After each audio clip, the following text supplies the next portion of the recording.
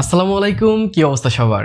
This is Narzo 50i prime. 12,000 টাকার মধ্যে already itel, Infinix, Symphony বেশ কিছু ফোন মার্কেটে এনেছে। সেগুলো কিন্তু অনেক তাগড়া ফোন। কিন্তু কিছু লোক এমনও আছে যারা এরকম লোকাল ব্র্যান্ডের দিকে না যে একটু হাই লেভেল ব্র্যান্ডের দিকে যেতে চায়। তারা 10,000 টাকা 12,000 টাকায় ফোন কিনুক অথবা 20,000 টাকা 30,000 টাকায় তারা রিয়েলমি, শাওমি, ভিভো, স্যামসাং এর মধ্যেই থাকতে চায়। তাদের জন্যই রিয়েলমি নিয়ে এসেছে তাদের নার্জো 50i প্রাইম ফোনটা, যেটা 12,000 টাকায় বর্তমানে আনঅফিশিয়ালি বাংলাদেশে পাওয়া যাচ্ছে। অফিশিয়ালিও খুব শীঘ্রই লঞ্চ হবে এটা। এন্ড এই ফোনটারই ভালো খারাপ সবকিছু নিয়ে কথা বলবো আজকের ভিডিওতে। তো হ্যালো গাইস, কেমন আছেন সবাই? আমি রবিন, আপনারা দেশে মূলবাড়ি। তো চলুন শুরু করা যাক। সো প্রথমে যদি আমরা আনবক্সিং দিয়ে শুরু করি, তাহলে সুন্দর এই নীল কালার বক্সটা আপনারা খুললে সুন্দর এই ডার্ক ব্লু ফোনটা আপনাদের হাতে চলে আসবে। তার ঠিক নিচের সেকশনে আপনারা একটা সিম এজেক্টর টুল অ্যান্ড কিছু ওয়ারেন্টি কার্ড বা পেপার ওয়ার্কস পাবেন। তার নিচে নামলে একটা 10 ওয়াটের অ্যাডাপ্টার দেওয়া আছে, আর তার সাথে একটা টাইপ বি কেবল পাচ্ছেন। হ্যাঁ, এখানে কিন্তু টাইপ সি দেওয়া নাই। 12,000 টাকায় টাইপ বি দিছে, এইটা কাইন্ড অফ ভালো না আমি বলবো। সো এগুলো সাইডে রেখে যদি ফোনটা নিয়ে কথা বলি, তাহলে ফোনটার ডিজাইন আপনাদের কাছে পছন্দ হবে। পিছনে ম্যাট ফিনিশিং করা আছে, কিছু টেক্সচার অ্যাড করা আছে, তার সাথে এক শেপের একটা রিফ্লেক্ট করে, যেটা কিন্তু দেখতে খারাপ লাগে না। বক্সি শেপের ডিজাইন, চার সাইড ফ্ল্যাট করা আছে, যার কারণে ফোনটা একটু প্রিমিয়ামও ফিল দেয়। আর টেক্সচারগুলো হাতে কিন্তু ভালোই লাগে, আপনাদের শব্দ শোনাই একটু। সো ডিজাইনটা কিন্তু আমার কাছে সিম্পলের মধ্যে অনেকটা ভালো লেগেছে। সিম্পল একটা ডিজাইন, কিন্তু এটার ডিজাইনটা সুন্দর। 12,000 টাকায় যদিও অনেক ভালো ভালো ডিজাইন মার্কেটে আছে অলরেডি, আপনারা জানেন। বাট যারা রিয়েলমি, শাওমির মধ্যে ফোন কিনতে চান, এটা হচ্ছে ওই ধরনের লোকেদের জন্য যারা এটা টাফ ফোন চান, একটা রাফ ফোন চান, যেটা হচ্ছে আপনি অনেকদিন ইউজ করবেন। কনফিগারেশন একটু কম হলেও চলবে, বাট অনেকদিন টিকতে হবে, অনেকদিন চলতে হবে। সেক্ষেত্রে এইসব ফোনগুলো কিন্তু বেশি মার্কেটে চলে। কারণ আপনারা হয়তো জানেন যে সুন্দর সুন্দর গর্জিয়াস ফোনগুলো মার্কেটে আনে লোকাল ব্র্যান্ডগুলো, সেগুলো কিন্তু প্রথম 6 মাস 1 বছরই ভালো চলে, এরপর থেকেই সমস্যা দেখা দেয়। বাট এই ধরনের যে ফোনগুলো আছে, যেগুলো শাওমি, রেডমি একটু কম বাজেটে আনে, কিন্তু তাদের ফোনগুলো কিন্তু টিকে অনেকদিন, এই জন্যই তারা বড় ব্র্যান্ড হতে পেরেছে। সো এছাড়া যদি আমি ফোনটার আশেপাশে নজর দিই, তাহলে বটম সাইডে আপনারা পেয়ে যাচ্ছেন একটা স্পিকার গ্রিল, একটা ইউএসবি পোর্ট, একটা মাইক্রোফোন অ্যান্ড একটা headphone Jack. And headphone Jack অনেক ইম্পর্টেন্ট। এছাড়া রাইট সাইডে আপনারা volume rocker and power button পেয়ে যাচ্ছেন, কিন্তু পাওয়ার বাটনে এখানে ইন্টিগ্রেট করা নাই ফিঙ্গারপ্রিন্ট। অ্যান্ড পিছনের সাইডে আপনারা ফিঙ্গারপ্রিন্টটা পাচ্ছেন না, তার মানে হচ্ছে এই ফোনটাতে আপনারা ফিঙ্গারপ্রিন্টটা মিস করছেন। এইটা অনেক বড় ড্রব্যাক, আমি জানি। যারা 12,000 টাকায় এই ফোনটা কিনবেন বলে ভাবছিলেন, হয়তো অনেকেই ফিঙ্গারপ্রিন্টের জন্য কিনবেন না, বাট ফেস আনলক দেওয়া হয়েছে।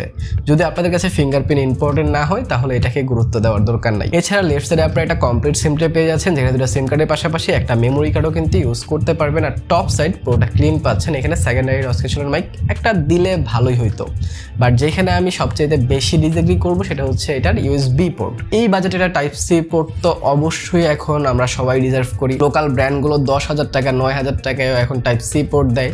সো বড় ব্র্যান্ডগুলোর এটা অবশ্যই অ্যাডপ্ট করতে হবে। এছাড়া পিছনে সিঙ্গেল ক্যামেরা মডিউলটাও একটা নস্টালজিয়া ফিল দিচ্ছে, কারণ সিঙ্গেল ক্যামেরার ফোন সচরাচর দেখা যায় না। তারা নিয়ে আসছে, এটা দেখতে খারাপ লাগে না, বাট অনেকের কাছে ভালোও লাগবে না। সিঙ্গেল ক্যামেরা এখন অনেকের কাছে ভালো লাগে না, কম দামি মনে হয়। বাট আমার মনে হয় যে লেন্সগুলো দেওয়া না দেওয়া একই কথা, সেগুলো দিয়ে আসলে টাকা নষ্ট করার কোনো মানে হয় না। এছাড়া সাইডে নার্জোর একটা ব্র্যান্ডিং করা আছে অ্যান্ড ডিজাইন বাই রিয়েলমিও লেখা আছে এখানে। এছাড়া সামনের দিকে আপনারা 6.5 ইঞ্চি একটি আইপিএস এলসি ডিসপ্লে পাচ্ছেন, যার ব্রাইটনেস হচ্ছে 400 নিটস।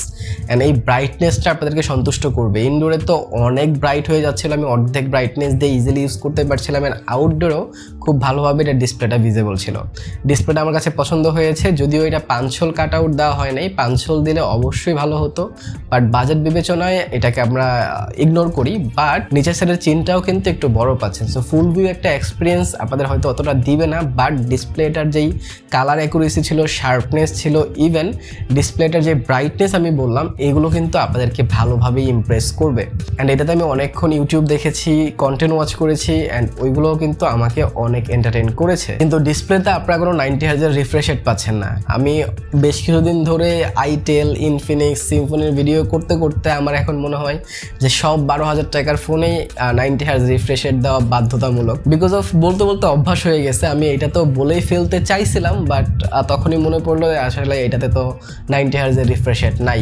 সো এই দিকগুলো অবশ্যই রিয়েলমি, শাওমি যদি নিয়ে আসতে পারে তাদের বাজেট ফোনগুলোতে, হয়তো 500 টাকা বেশি নেক, বাট আমার কথা হচ্ছে তারা প্রপার একটা এক্সপিরিয়েন্স দেওয়ার জন্য কিন্তু দরকার, যেমন টাইপ সি পোর্ট, 90 হার্জ, এগুলো এখন ইম্পর্টেন্ট জিনিস, আপনারা জানেন। এছাড়া স্পিকার কোয়ালিটি কোয়ালিটিও ভালো ছিল, মোটামুটি লাউড এনাফ, ইনডোরে আপনাদের কোনো প্রকার প্রবলেম হবে না এটা সাউন্ড কোয়ালিটিতে। এছাড়া যদি ওএস অ্যান্ড ইউআই নিয়ে কথা বলি তাহলে আউট অফ দ্য বক্স ফোনটাতে আপনারা অ্যান্ড্রয়েড 11 পাচ্ছেন, আর এটাতে রিয়েলমি ইউআই এর আর এডিশনটা দেওয়া হয়েছে। আর এডিশনটা নর্মালি যেগুলো একটু লো বাজেটের ফোন হয় বা লো স্প্যাকের ফোন হয় সেগুলোতে তারা দিয়ে থাকে রিয়েলমি।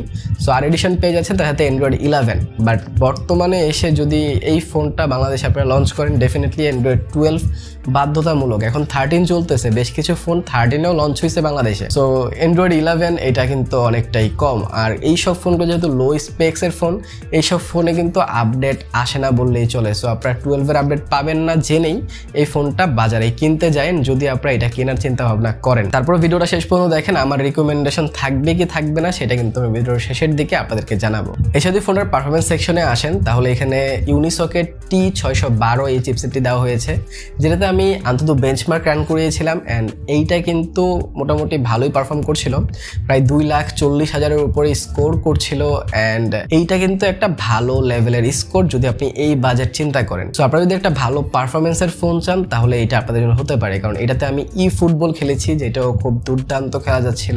এটাতে আমি ফ্রি ফায়ার খেলেছি, ফ্রি ফায়ার তো অনেকক্ষণ খেলেছি অ্যান্ড কোনো প্রকার ফ্রেম ড্রপ ল্যাগের দেখা কিন্তু আমি পাইনি, অ্যান্ড গ্রাফিক্স কোয়ালিটিও কিন্তু অনেক ভালো ছিল। তার সাথে আমি কল অফ ডিউটিও খেলেছি, সেইটাও কিন্তু এটাতে ভালোভাবেই খেলা যাচ্ছিল। আমি বেশ কিছু গেম প্লে দিচ্ছি, আপনারা দেখেন অ্যান্ড ডিসাইড করেন যে এইটার গেম প্লে বা ওভারঅল পারফরমেন্স আপনাদের কাছে কেমন লেগেছে। তার উপরে যেহেতু এটাতে আর এডিশন ইউজ করা হয়েছে অ্যান্ড তার উপরে যে প্রসেসরটা দেওয়া হয়েছে এইটাও এতটা খারাপ নয়, যার কারণে ইউজার এক্সপিরিয়েন্সটা ভালো ছিল। কোনো প্রকার অ্যাডওয়ার্ড তো নেই, ব্লটওয়্যারও যে অনেক বেশি আছে তা নয়, এক্সট্রা অ্যাপ শুধু 2-1টা আপনারা পাবেন ইন্ডিয়ান, সেগুলো আপনারা আনইনস্টল করতে পারবেন। এছাড়া যদি আপনারা টাচ রেসপন্সের কথা বলেন, টাচ স্যাম্পলিং রেটের কথা বলেন, এটা কিন্তু খুব ভালো ছিল। আমি অনেক ভালোভাবে স্ক্রল করতে পারছিলাম, কোনো প্রকার প্রবলেম হচ্ছিল না, কোনো প্রকার ল্যাগের দেখা বা স্ট্যাটারিং কিন্তু আমাকে দেয় নাই এইটার যে ইউআইটা আছে সেইটা। সো পারফরমেন্সের দিক থেকে এইটা কিন্তু একটা ভালো লেভেলে থাকবে। তো যারা একটা ভালো পারফরমেন্সের ফোন খুঁজছেন, যাদের এত টাইপ সি এর দরকার নাই, যাদের এত এক্সট্রা ক্যামেরার দরকার নাই, তারা কিন্তু এইটার দিকে যাইতে পারেন। সো এবার যে ক্যামেরা সেকশনে, এই ফোনটার সবচেয়ে উইক সেকশনটাই হচ্ছে ক্যামেরা সেকশন। এই ফোনের ফ্রন্টে আপনারা 5 মেগাপিক্সেল পাচ্ছেন অ্যান্ড ব্যাক ক্যামেরা পাচ্ছেন 8 মেগাপিক্সেল। যেহেতু সিঙ্গেল ক্যামেরা দিয়ে বেশ কিছু পিকচার আমি তুলেছি, আপনারা দেখতে পারেন যে আপনাদের কাছে কেমন মনে হচ্ছে সেটাও আমাকে জানাইতে পারেন। আমি বেশ কিছু ছবি দিচ্ছি, আউটডোরে মোটামুটি ভালো ছবি তুলছিল। যদি আপনারা ডিরেক্টলি সানলাইটে ছবি তুলেন ভালো ভালো পিকচার পাবেন, ক্লোজ শটে যদি ভালোভাবে ফোকাস করে ছবি তুলতে পারেন ভালো ছবি আসবে, বাট যদি আপনারা ইনডোরে অথবা রাতে ছবি তোলেন সেগুলো এতটা ভালো আসবে না। তার সাথে ফ্রন্ট ক্যামেরাও যে অনেক আহামরি তা না, এই বাজেট অনুযায়ী আরেকটু ভালো হতে পারতো, বাট তারা পারফরমেন্সের দিকে ফোকাস করতে গিয়ে আমার মনে হয় ক্যামেরাতেই সবচেয়ে বেশি কস্ট কাটিং করেছে। সো এবার যাক ব্যাটারি সেকশনে এই ফোনটা 5000 mAh আসছে। তার সাথে এই ফোনটাকে রিচার্জ করার জন্য বক্সে আপনার 10 ওয়াটের একটা চার্জার পেয়ে যাচ্ছেন। 10 ওয়াটের চার্জার দিয়ে এই ফোনটা ফুল চার্জ করতে প্রায় 3 ঘন্টা লেগে যাবে অনেক সময় আমি জানি, বাট যদি আপনারা এই ফোনটাকে একবার চার্জ করে ফেলেন তাহলে এই ফোনটা মডারেট ইউজে আপনাদের প্রায় 2 দিনের মতো ব্যাকআপ দিয়ে দিবে। ইভেন যদি আপনারা গেমিংও করেন টানা 5-6 ঘন্টা কিন্তু গেমিং করতে পারবেন। সো আই হোপ আপনাদের ব্যাটারি নিয়ে কোনো প্রবলেম হবে না, বাট ফাস্ট চার্জিং থাকলে 18 ওয়াট অন্তত অবশ্যই ভালো হতো, বাট ওভারঅল ঠিকঠাকই আমি বলবো। সো এট দ্য এন্ড যদি আমি কিছু ভালো অ্যান্ড খারাপ দিক বলি তাহলে প্রথমেই এটার ভালো দিকের পারফরমেন্স সেকশন, এইটার ব্যাটারি সেকশন অ্যান্ড এইটার ডিসপ্লে, এই তিনটা জিনিস আমার কাছে অনেক ভালো লেগেছে। বা যদি খারাপ লাগার কথা বলি তাহলে এইখানে ক্যামেরাটা খুবই বাজে করছে, আর একটু ভালো ক্যামেরা এখানে দিতে পারতো তারা। ডিসপ্লেতে 90 হার্জের রিফ্রেশ রেট দিলে অবশ্যই ভালো হতো, আর টাইপ সি পোর্ট তো must needed. So at the end আমি কি এটা আপনাদেরকে রিকমেন্ড করবো নাকি এটা আসলে কাদের জন্য? যারা শুধুমাত্র গেমিং করতে চান, যাদের আর কিচ্ছু দরকার নাই, ফোনে ক্যামেরা দরকার নাই, ডিজাইন দরকার নাই, টাইপ সি পোর্ট দরকার নাই, 90 হার্জ দরকার নাই, জাস্ট গেমিং করবেন অ্যান্ড চান যে সবগুলো অ্যাপস খুব ভালোভাবে চলুক অ্যান্ড অনেক দিন আপনারা ইউজ করতে পারেন, তাহলে এই ফোনটা আপনারা নিজেরা ইউজ করতে পারেন বা কাউকে গিফট করতে পারেন। বাট যদি আপনারা চান যে না আমার একটা সুন্দর ফোন লাগবে, টাইপ সি লাগবে, 90 হার্জ লাগবে, তাহলে তো অনেকগুলো ফোনই মার্কেটে অ্যাভেলেবেল। সো আই হোপ আপনারা সবকিছু বুঝতে পেরেছেন। এছাড়াও কিন্তু আমি এই বাজেটে সিম্ফনি Z60 প্লাসের একটা ফুল রিভিউ করেছি অ্যান্ড সেটাতে আমি গরম অ্যান্ড ওয়াইফাই টেস্ট করেছি, সেইটা দেখতে চাইলে কিন্তু আপনারা এইখানে ক্লিক করে দেখে আসতে পারেন। ভালো থাকেন, সুস্থ থাকেন, ভিডিওটা ভালো লাগলে লাইক, কমেন্ট, শেয়ার, সাবস্ক্রাইব করে দিন। দেখা হবে পরে ভিডিওতে। টিল দেন, আল্লাহ হাফেজ।